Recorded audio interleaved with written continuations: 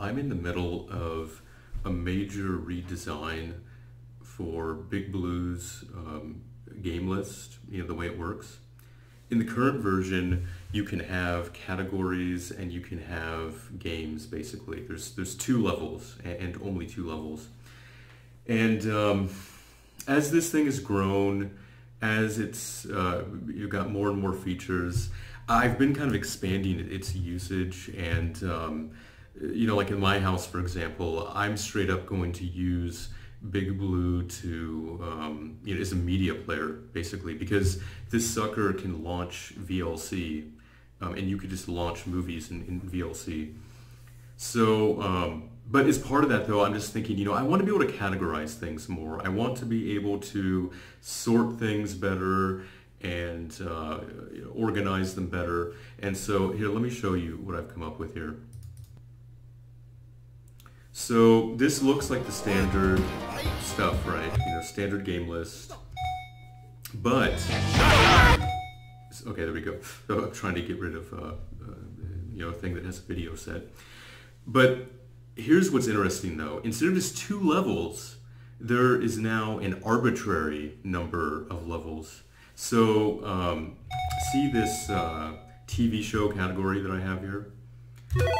So in TV show, we have three items. We have, Seinfeld, MASH, and Star Trek. But look at what happens when I select one of these. Now I get a third level. And now when I select season 2, I get another level. So now Big Blue can have an arbitrary number of levels. You could just keep nesting sub-menus as much as you'd want to. So you could really do almost anything with this. I mean, think about the possibilities. You could have a category for one-on-one fighting games, and then you could have a subcategory called 3D fighting games, and then in that category you could have 3D Street Fighter games, and then have all those. You could really kind of just make stuff easy to find by grouping it this way, instead of just being stuck with like a couple of categories in your list.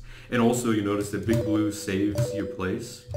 So even if I go back into, say, like favorites, and then I go back to the menu, and then I go back in TV shows, notice that it kept that I was in MASH, and it kept that I was in season 2. And so on. So it saves your place no matter where you are now. And also, if you make one of these items like the default list to show, when you first go in, it'll know where your position is in all of the items. And so if you started here, for example, if you went back, you would be with season 2 selected, and if you went back, you'd be with MASH selected, and if you went back again, you'd be back with TV shows selected. So yeah, it's pretty nice. I've been wanting to do this for a really long time. I was just avoiding doing it because it was such a pain in the butt to do, because it was effectively a redesign of just, basically the way the list worked. But I think it'll be worth it in the long run, though. I think that it'll really let you pretty much do whatever you want in terms of grouping. And along with this too is, in previous versions of Big Blue, I was actually caching all of the images for a list. So when you loaded a list, I would cache the images. And it isn't, I mean, it worked well enough if you had small game lists, if the game list was like, I don't know, 200 items or so. But I figured, well, crap, I might as well just allow just an arbitrary number of items in the list. So in the example here, you'll notice, like, when you select a category anymore, there's no delay, there's no waiting, because the images are just loaded on the fly now. So if I go into like all MAME, this is like 10,000 games in MAME. Look at how fast this loads. Boom, instant. And look, all the snapshots are there. There's no delay at all. I don't have snapshots for all the games, but basically you don't have to wait for loading any lists anymore. It all loads on the fly. And I'm still going to put some optimizations in there, probably to asynchronously load the images on another thread, so I don't have to stall the UI while I'm loading the image, even though, like right now, even without doing the threading, it's not even that bad. I mean, it's like if you move it really fast while you're moving like an R-type thing, you might see like a little bit of jittering. Actually, it's really not that bad. I mean, if you have like a really slow hard drive, it's possible that with it the way it is right now, you might see a little jittering on the animations while it's just, you know, loading in the images on the fly. But oh my God, I guess my computer's so fast it doesn't even matter. But I'll still do that though. I'm still going to put in some threading in there so that I don't have to stall the UI while I'm loading up images. So yeah. So see how this is just all preserved. You know, I go back to TV shows. You know, all those categories. You know, were all preserved. Remembers where I was.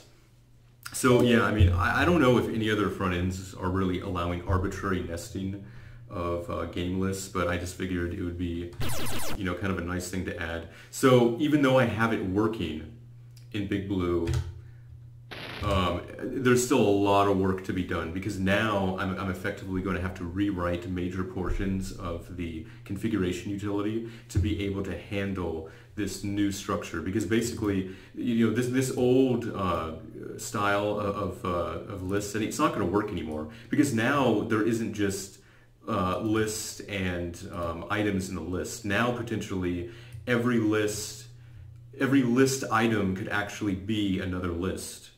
So it could just, you know, go and just be nested infinitely. So the interface is going to have to change here. Like, you know, so it's going to have to be something where, like, in your list, you're going to be able to say, add a list to this list. And then when you edit that list, then you can add items to that. Oh, the other thing I didn't mention as well is that with this new structure, you can actually mix and match launching programs with you know, lists within the same list. So if that makes any sense. So here, oh, oops, I was loading the old Big Blue here. Let me load the new one. Okay, so for example, you'll notice that I have a favorites list, and this has children in it. But you'll also notice that a sibling of the favorites is actually just a game. And that will just straight up launch the game. So now, in a single list, you can mix and match these things. You can have something that has children, and you can have something that just straight up launches a game within the same list. So really, I mean, it's awesome. Like, I'm really happy with it.